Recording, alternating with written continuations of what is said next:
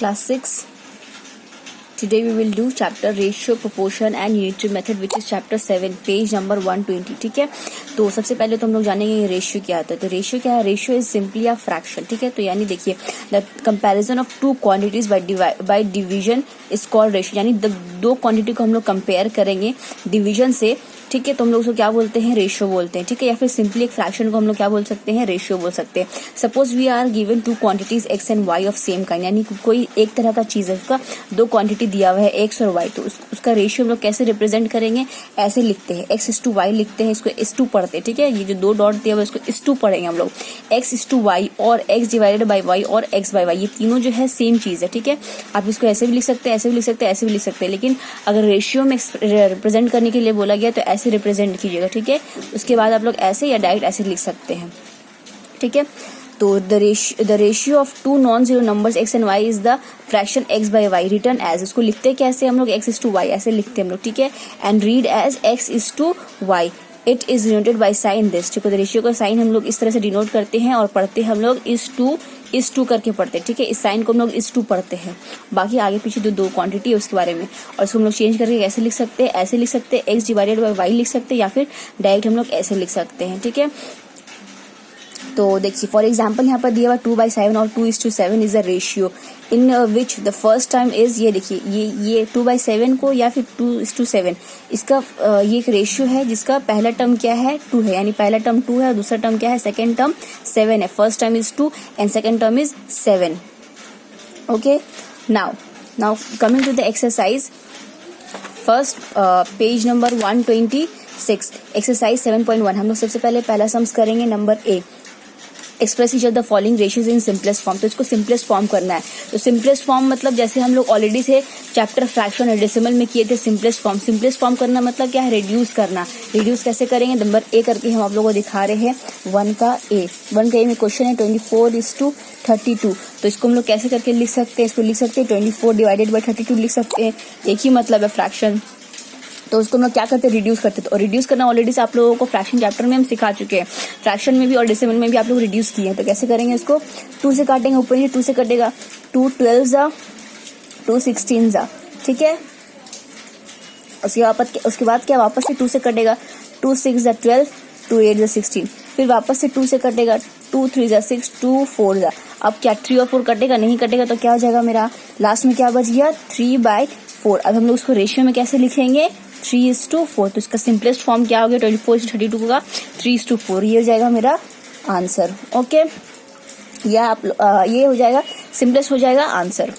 तो इसी तरीके से बाकी सारा समझ भी करना है. नंबर 1 का ABCD पूरा F तक के करना है. नेक्स्ट देखिए, find the ratio of the following and express them in simplest form. वापस से इसको ये क्या दिया हुआ है?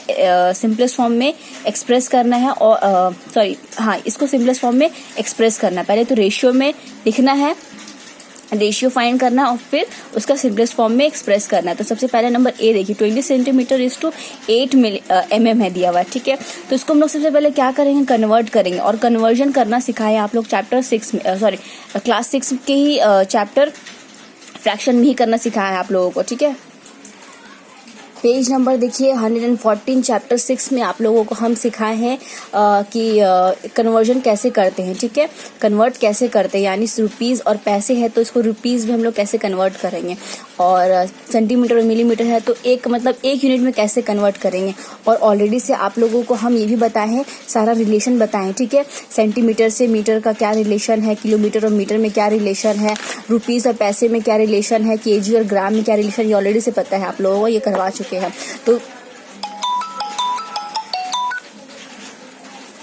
तो वही चीज आप लोगों को यहाँ पे अप्लाई करना है रेशियो निकालने के लिए. ठीक है, आप लोगों को क्या करना है? आप लोगों को सेम यानी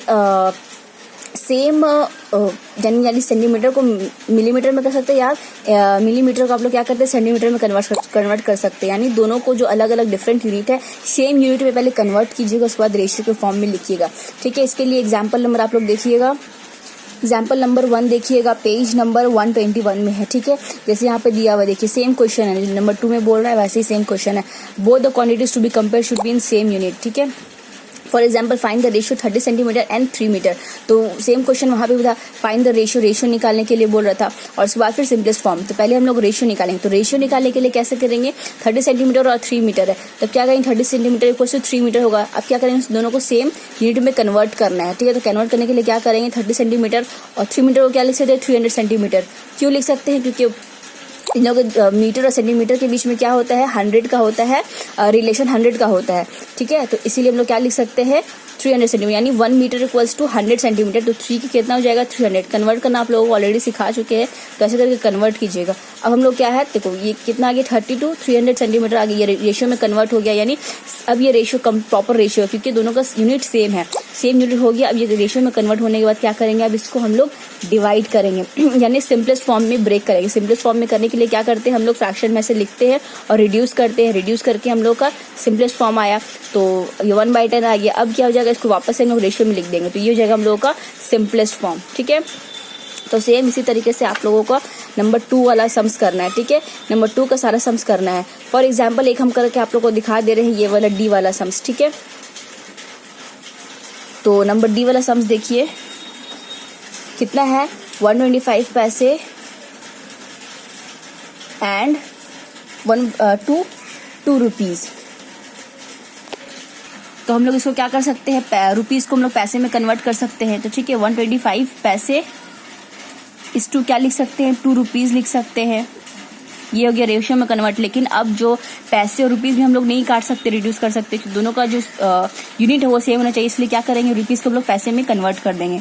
तो ये 125 पैसे को वैसे ही रखते हैं हम लोग। और 2 रुपीज क्या होता है, 1 रुपीज जानते हैं हम लोग 100 पैसे, ठीक है। 1 रुपीज जानते हैं हम लोग इक्वल्स टू 100 पैसे। 100 पैसे होता है, तो 2 रुपीज कितना हो जाएगा, 200 पैसे हो जाएगा। तो हम लोग क्या लिख सकते हैं, 2 रुपीज को हम लोग 200 पैसे लिख देंगे।